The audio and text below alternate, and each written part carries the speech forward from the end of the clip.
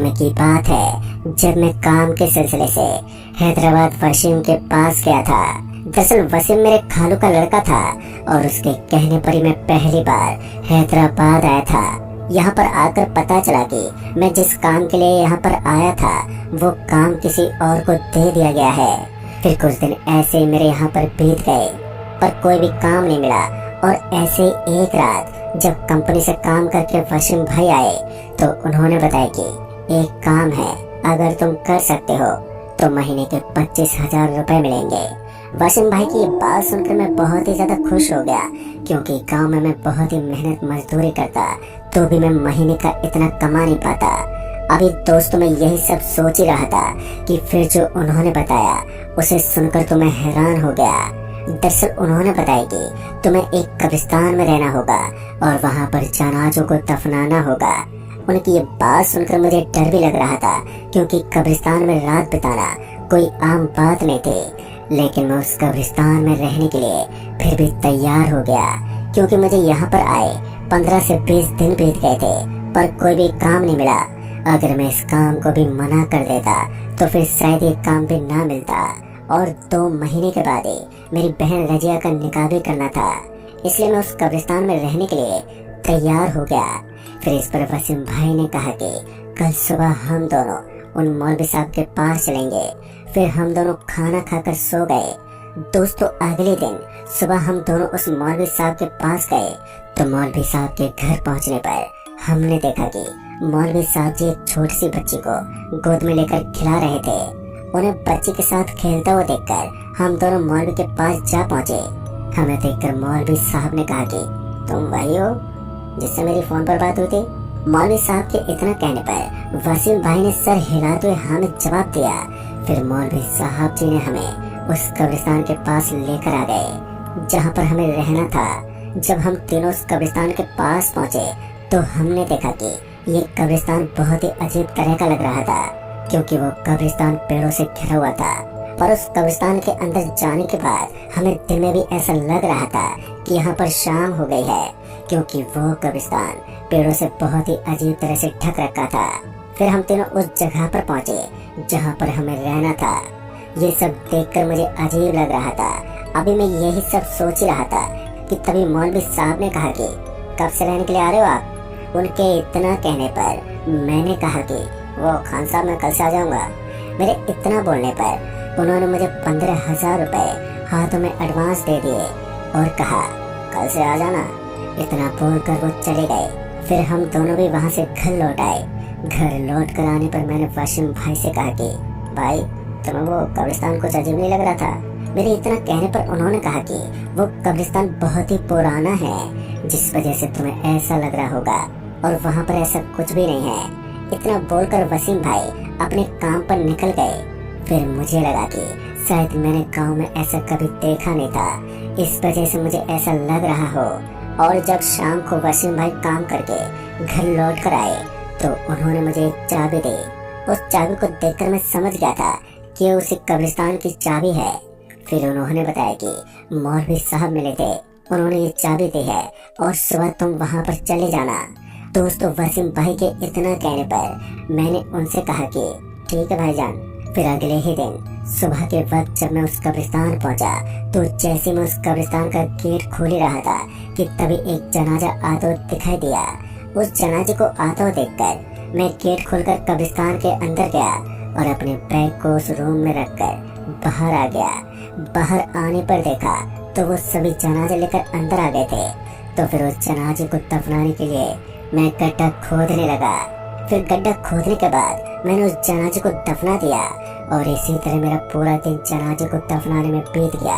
और अब शाम होने को आई थी तो मैं वहीं रूम के पास कुर्सी लगाकर चुपचाप बैठा रहा और मैं काफी थक भी गया था। फिर जैसे रात के 9 बजे तो मैं कब्रिस्तान के गेट को बंद करके वहीं पर खाना खाकर सो गया। रात में जब मेरी आंखें खुली तो मैंने घड़ी में समय देखा तो अभी रात के 12 बज रहे थे। पानी पीने के लिए जब मैं टेबल पर रखे पानी को लेने के लिए जा रहा था कि तभी मेरी नजर खिड़की से बाहर की ओर गई। तो उसे देखकर मेरे रोंगटे खड़े हो गए और डर से मेरे हाथ पैर भी थर थर कपकपाने लगे थे। तभी मैंने देखा कि कब्रिस्तान में कोई घूम रहा था। पर रात के अंधेरे में मुझे कुछ साफ साफ दिखाई नहीं दे रहा था। अभी मैं डरा सहमा उस तरफ ही देख रहा था कि किसी ने दरवाजे पर दस्तक दी। जैसे जैसे वो दरवाजा खटखटा रहा था तो वैसे वैसे मेरे दिल की धड़कनें तेज होती जा रही थी। अब मेरी इतनी हिम्मत नहीं हो रही थी कि मैं दरवाजे को खोल सकूं, पर दरवाजे की खटखटाने की आवाज बढ़ती ही जा रही थी। फिर डरते हुए जब मैं उस दरवाजे के पास गया और दरवाजे को खोला तो सामने एक औरत खड़ी थी, और उस औरत को इतनी रात को यहाँ पर देखकर मैं बुरी तरह से डर गया था कि कहीं ये वही औरत तो नहीं है जिसे अभी मैंने खिड़की से देखा था। अभी मेरे मन में यही सब सवाल चल रहे थे कि तभी उस औरत ने कहा कि मेरे पति की बॉडी को दफनाना है। उस औरत के इतना कहने पर जब मैंने उस औरत के पीछे नजर घुमाई तो उसके पीछे डेड बॉडी थी। उस बॉडी को देखकर मुझे कुछ भी समझ में नहीं आ रहा था कि अभी मैंने कुछ समय पहले ही देखा। वो क्या था, कुछ भी समझ में नहीं आया। शायद वो मेरा वहम था, और ये सोचकर मैं उस बॉडी को दफनाने के लिए लेकर जा रहा था कि तभी मेरी नजरें एक सफेद कपड़े पर गई जो हवा चलने पर हिल रहा था, जिसे मैं खिड़की से देखकर बहुत ही बुरी तरह से डर गया था। फिर मैंने उस कपड़े को उस बॉडी के साथ ही दफना दिया। दफना देने के बाद वो औरत कब्रिस्तान से चली गई, और उसके जाते मैं भी रूम की तरफ जाने लगा। रूम में आने के बाद टेबल पर रखे पानी की बोतल को उठाकर मैं पीने लगा।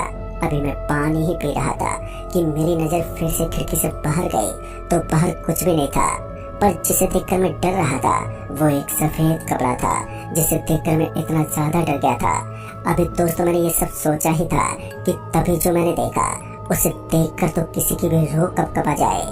दरअसल मैंने देखा कि अभी कुछ समय पहले जिस बॉडी को मैं दफना कर आया था वो बॉडी उस कब्र से बाहर निकल रही थी। उस बॉडी को कब्र से बाहर निकलते देखकर मेरे हाथ पैर कपकपाने लगे, और तभी आसमान में बिजली कड़कड़ाने लगी और बादलों की भी गरजने की आवाज और भी ज्यादा डर का एहसास दिला रही थी।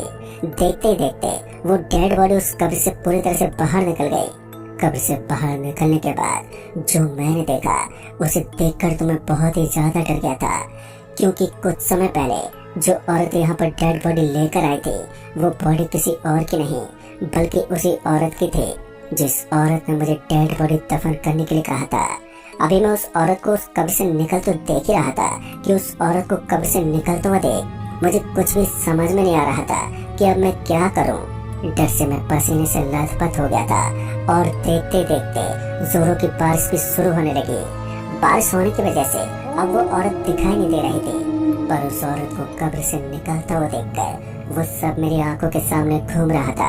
अभी मैं उस औरत की ओर ही देख रहा था कि तभी किसी ने खिड़की पर हाथ रखा, और उस हाथ को खिड़की पर देखकर मैं डर गया और वहीं एक टेबल के नीचे छिप गया। वो औरत खिड़की पर अपना हाथ फेरते हुए आगे की तरफ निकल गई और मन ही मन कुछ बुदबुदा रही थी। ये सब मैं उसी टेबल के नीचे छिपकर देख रहा था।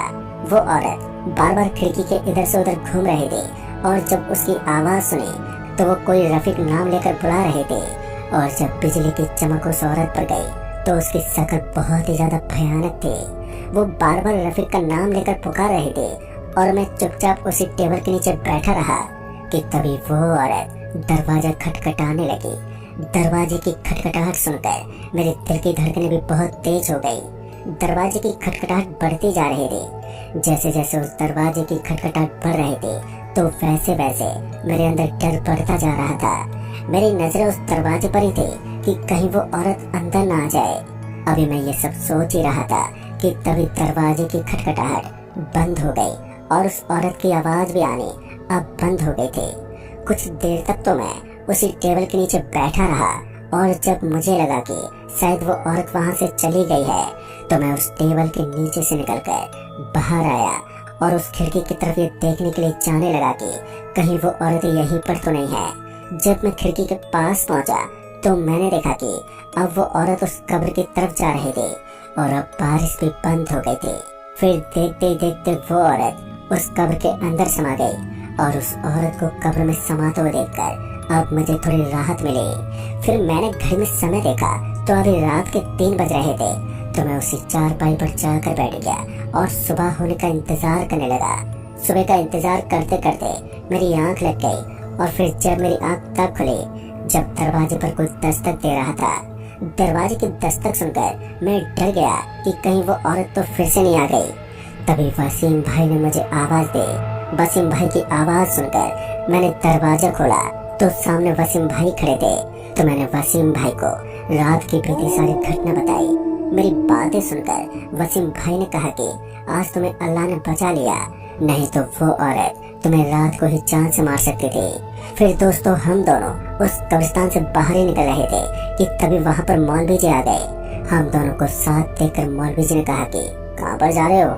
मौलवी साहब के इतना कहने पर मैंने कहा कि मैं काम वाम नहीं करूँगा, मैं जा रहा हूँ अपने घर। मेरे इतना कहने पर उन्होंने कहा कि क्यों, क्या हो गया? उनके इतना कहने पर फिर मैंने उन्हें सारी बात बताई।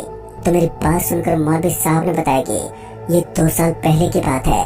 उस औरत की बॉडी इस कब्रिस्तान के अंदर थी। जो इस कब्रिस्तान में रहा करते थे उन लोगों ने उस औरत को इसी कब्र में दफन कर दिया था।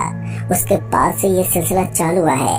वो औरत कभी कभी उस कब्र से निकलकर बाहर घूमती है और इसी वजह से इस कब्रिस्तान में कोई भी ज्यादा दिन नहीं रुक पाता।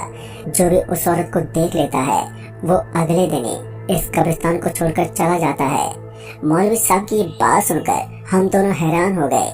फिर हम दोनों उस कब्रिस्तान से निकलकर अपने रूम पर आ गए और फिर हम दोनों